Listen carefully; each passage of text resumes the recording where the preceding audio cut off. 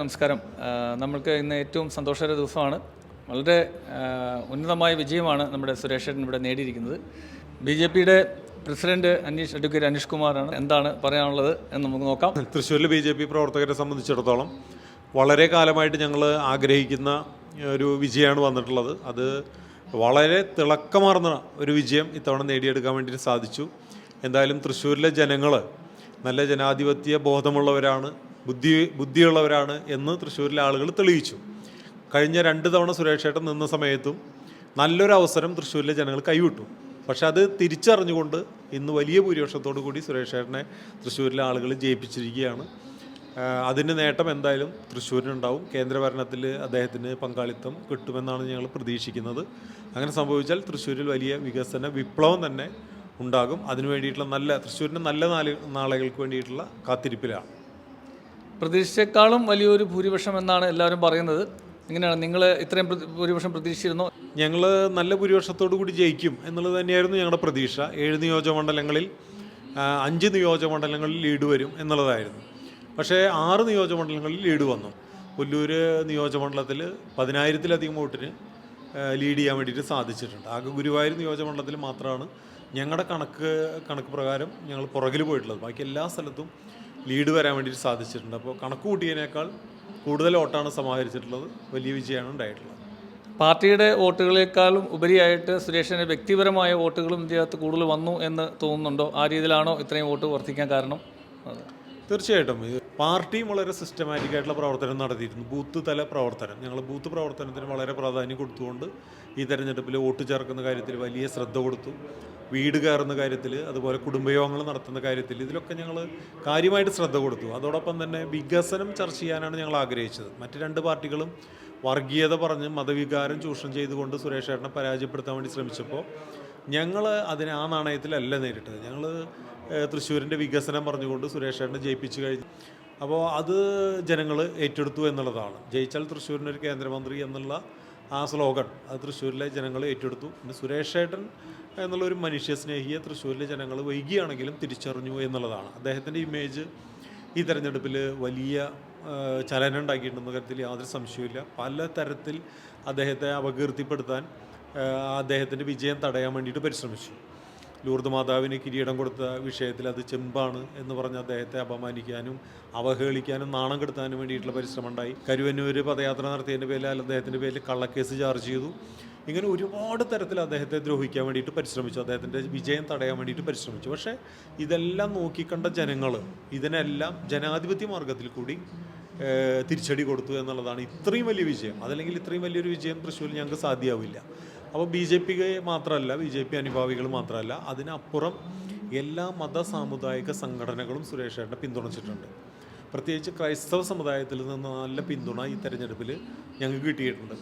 Congress CPM പാർട്ടികളുടെ അണികൾ ഞങ്ങളെ നന്നായിട്ട് ഈ തെരഞ്ഞെടുപ്പിൽ സഹായിച്ചിട്ടുണ്ട്. നേതാക്കന്മാർ മാത്രമാണ് പാർട്ടിക്കൊപ്പം നിന്നത്. അണികൾ കൂടുതൽ നിന്നിട്ടുള്ളത് സുരേഷേട്ടനൊപ്പമാണ്.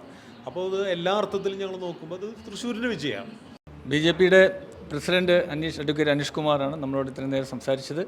അദ്ദേഹത്തിൻ്റെ വാക്കുകളിൽ തന്നെ ഇതൊരു അപ്രതീക്ഷിത വിജയമല്ല, അവരെല്ലാവരെയും കൂട്ടായ്മയുടെ ഒരു ഫലം കൂടിയാണ്. പിന്നെ ഓൾ ഇന്ത്യ ലെവലിലും ആ തരത്തിൽ ഒരു മോഡി ഫാക്ടർ ഉണ്ട്. അതിൻ്റെ ജനങ്ങളെല്ലാവരും തിരിച്ചറിയുന്നു. എല്ലാവർക്കും നമസ്കാരം. കേരള ടൈംസിലേക്ക് വീണ്ടും സ്വാഗതം. ഇന്ന് നമ്മുടെ കൂടെ ഉണ്ണികൃഷ്ണൻ മാഷ്, ആരെ പ്രത്യേകം പരിചയപ്പെടുത്തേണ്ട കാര്യമില്ല, എല്ലാവർക്കും സുപരിചിതനായ BJPയുടെ സംവിധാന നേതാവാണ്. ഇവിടുത്തെ ലോക്സഭാ ഇലക്ഷൻ്റെ ഇൻചാർജ് അദ്ദേഹമായിരുന്നു. ഈ ഒരു വലിയ വിജയത്തിൻ്റെ പുറകിൽ അദ്ദേഹത്തിൻ്റെ വ്യക്തിപരമായ പ്രവർത്തനം ധാരാളം സഹായം ചെയ്തിട്ടുണ്ട്. പാർട്ടിയുടെ പ്രവർത്തനങ്ങൾ, കൂട്ടായ്മ പ്രവർത്തനങ്ങൾ, അതെല്ലാം സംയോജിപ്പിച്ച് ചെയ്യുന്നതിൽ എല്ലാം അദ്ദേഹത്തിൻ്റെ നേതൃപാഠവും വളരെയധികം പ്രയോജനമുണ്ടായിട്ടുണ്ട്. അതിൻ്റെ എല്ലാം കൂടിയുള്ള റിസൾട്ടാണ്, വലിയ വിജയമാണ് ഇന്ന് തൃശ്ശൂർ നമ്മുടെ സുരേഷേട്ടൻ നേടിയിട്ടുള്ളത്. അതിന് എല്ലാവിധ പിന്തുണയുമായി കൂടെ നിന്ന അദ്ദേഹത്തിൻ്റെ വാക്കുകളിലേക്ക് നമുക്ക് കിടക്കാം. സാറേ നമസ്കാരം. തീർച്ചയായിട്ടും തൃശ്ശൂരിൽ നേടിയ വിജയം ഒരു ചരിത്ര വിജയം തന്നെയാണ്. സുരേഷ് ഗോപി എന്ന് പറയുന്ന മനുഷ്യസ്നേഹിയുടെ പ്രവർത്തനങ്ങളും BJP എന്ന് പറയുന്ന സംഘടനയുടെ 2-2.5 വർഷക്കാലമായിട്ടുള്ള പ്രവർത്തനങ്ങളും NDA എന്ന സംവിധാനം ഒരുമിച്ച് ഒരു എണ്ണയിട്ട യന്ത്രം പോലെ പ്രവർത്തിക്കുകയും സാധാരണ പ്രവർത്തകർ നിരവധി മാസങ്ങളായി ബൂത്തുകളിൽ കഷ്ടപ്പാടുകയും ചെയ്തതിൻ്റെ പ്രതിഫലമായിട്ടാണ് തൃശ്ശൂർ ജനത സുരേഷ് ഗോപിക്ക് ഈ വിജയം സമ്മാനിച്ചിട്ടുള്ളത്. ഏകദേശം 3,00,000 വോട്ടിനാണ് അദ്ദേഹം വിജയിച്ചിരിക്കുന്നത്. ഈ വിജയം എന്ന് പറയുമ്പോൾ പാർട്ടി പ്രവർത്തകരുടെ മാത്രം വോട്ട് കൊണ്ടല്ല, ജനഹൃദയങ്ങളിൽ സുരേഷ് ഗോപിക്ക് എത്രമാത്രം സ്ഥാനമുണ്ട് എന്ന് തെളിയിക്കുന്നതാണ് ഈ തെരഞ്ഞെടുപ്പിലെ ഭൂരിപക്ഷം. എല്ലാ വിഭാഗം ജനങ്ങളെയും ഒരുമിച്ച് ഒരു ചരടിൽ കോർത്തിണക്കി BJPയുടെ കീഴിൽ താമരത്തണലിൽ അദ്ദേഹം ഒരുക്കിയ വലിയ ഒരു സംരംഭത്തിൻ്റെ വിജയമായിട്ടാണ് ഈ ഒരു സുരേഷ് ഗോപിയുടെ വിജയം, NDAയുടെ വിജയം നമ്മൾ കാണുന്നത്. വ്യക്തിപരമായിട്ട് ഞാനതിന് നേതൃത്വം കൊടുത്തിട്ടുണ്ടെങ്കിലും ഒരു ടീം വർക്കിൻ്റെ വിജയം തന്നെ അനീഷ് അടക്കമുള്ള ജില്ലാ അധ്യക്ഷനടക്കമുള്ള NDA നേതാക്കന്മാരടക്കമുള്ളവരുടെ ഒരു ടീം വർക്കിൻ്റെ വിജയമായിട്ടാണ് ഇത് കാണുന്നത്. ധാരാളം പ്രവർത്തകരുടെ കഠിനാധ്വാനം, നിരവധി മാസങ്ങളുടെ കഠിനാധ്വാനം, അതുപോലെ തന്നെ അവരുടെ പ്രയാസങ്ങൾ, കഷ്ടപ്പാടുകൾ, പട്ടിണി കിടന്നിട്ട് പോലും ഇതിനുവേണ്ടി പ്രവർത്തിച്ച ധാരാളം പ്രവർത്തകരുണ്ട്. അവരുടെയൊക്കെ പ്രവർത്തകരുടെ വിജയമാണ്.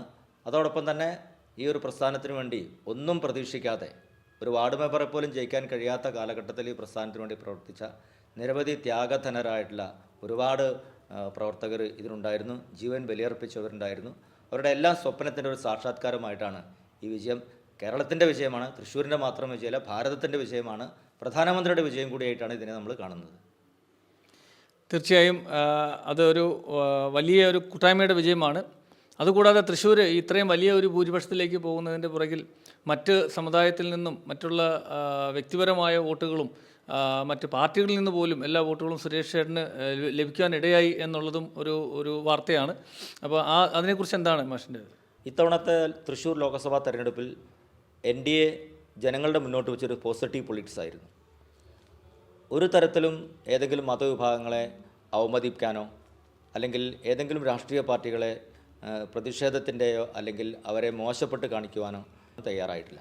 അതുകൊണ്ട് പ്രചരണ പരിപാടികളിലും നോട്ടീസുകളിലും അതുപോലെ തന്നെ പ്രസംഗങ്ങളിലും എല്ലാം തന്നെ ഒരു പഥ്യം പാലിച്ചുകൊണ്ട് എല്ലാ വിഭാഗം വികസനത്തിൻ്റെ ഒരു വലിയ സന്ദേശം തൃശ്ശൂരിന് ലഭിക്കണം. അതിനുവേണ്ടി സുരേഷ് ഗോപി ജയിക്കണം. ആ സുരേഷ് ഗോപി ജയിച്ചു കഴിഞ്ഞാൽ കേന്ദ്രമന്ത്രിയാവും. ഇത്തരത്തിലുള്ള ഒരു പോസിറ്റീവ് പൊളിറ്റിക്സ് ആണ് നമ്മൾ ഇത്തവണ തൃശ്ശൂരിൽ മുന്നോട്ട് വെച്ചത്. മാത്രമല്ല തൃശ്ശൂരിൻ്റെ ഈ ഒരു വിജയത്തെക്കുറിച്ച് പറയുന്ന സമയത്ത് പ്രധാനമന്ത്രിക്കുള്ള പങ്ക് വളരെ വലുതാണ്. ഒരുപക്ഷെ ഇന്ത്യൻ പാർലമെൻറ്റ് ചരിത്രത്തിൽ ഒരു സ്ഥാനാർത്ഥിയുടെ വിജയത്തിനു വേണ്ടി 2 മാസത്തിൽ 3 തവണ ഒരു പ്രധാനമന്ത്രി വരിക എന്ന് പറയുന്നത് എവിടെയും കേട്ടുകേഴ്വി പോലും ഇല്ലാത്ത ഒരു കാര്യമാണ്. നമ്മൾ മൊത്തത്തിൽ സൗത്ത് ഇന്ത്യയിൽ നോക്കുമ്പോൾ പ്രത്യേകിച്ച് കേരളത്തിലെ തമിഴ്നാട്ടിലൊന്നും BJPക്ക് ഒരു വലിയ ഒരു മുന്നേറ്റം നടത്താൻ കഴിയാതിരുന്ന കാലഘട്ടമായിരുന്നു. ഇപ്പോൾ ഒരു സീറ്റ് കിട്ടിയെന്ന് പറയുമ്പോഴും അത് വലിയ ഭൂരിപക്ഷത്തിലാണ് കിട്ടിയിരിക്കുന്നത്. തൃശ്ശൂർ ഇത്രയും വലിയൊരു വിജയത്തിലേക്ക് പോയപ്പോൾ BJP പാർട്ടിയിൽ വിട്ടിട്ടുള്ള എന്തെങ്കിലും ഒരു പ്രത്യേക ഫാക്ടർ ഇവിടെ ഉണ്ടായിട്ടുണ്ടോ? തീർച്ചയായിട്ടും. ഒന്ന്, നരേന്ദ്രമോദിയുടെ ഫാക്ടർ, മോദി ഗ്യാരണ്ടി കേരളത്തിൽ വളരെ വലിയ സ്വാധീനം ഉണ്ടാക്കിയിട്ടുണ്ട്. അതുകൊണ്ട് സുരേഷ് ഗോപി ജയിച്ചു കഴിഞ്ഞാൽ കേന്ദ്രമന്ത്രിയാവും. മോദിയുടെ വളരെ അടുത്ത വ്യക്തിയാണ്. അതുകൊണ്ട് തൃശ്ശൂർ പാർലമെൻറ്റിന് നേട്ടമുണ്ടാണ്, അദ്ദേഹം ജയിക്കണം. മാത്രമല്ല നല്ലൊരു വ്യക്തി കൂടിയാണ്, നല്ലൊരു മനുഷ്യനാണ്. ഇപ്പോൾ മോദിയുടെ ഗ്യാരണ്ടി എന്ന് പറയുന്നതാണ് ഓൾ ഇന്ത്യ ലെവലിൽ, ഇന്ത്യക്ക് മാത്രമല്ല ശരിക്കും ഇന്ത്യക്ക് പുറത്തും ലോകമെമ്പാടും മോദിയുടെ ഗ്യാരണ്ടി എന്നുള്ള ആ സ്ലോഗൻ വളരെ ഒരു വലിയ ചലനം ഉണ്ടാക്കിയിട്ടുണ്ട്. അതേപോലെ തന്നെയാണ് തൃശ്ശൂർ സുരേഷ് ഗോപിയുടെ ഗ്യാരണ്ടി എന്ന് പറയുന്ന ഒരു സ്ലോഗൻ ആയിട്ടില്ലെങ്കിലും സത്യത്തിൽ അങ്ങനെ ഒരു ഫാക്ടർ ഇവിടെ പ്രവർത്തിച്ചു എന്ന് മനസ്സിലാക്കാൻ സാധിക്കും.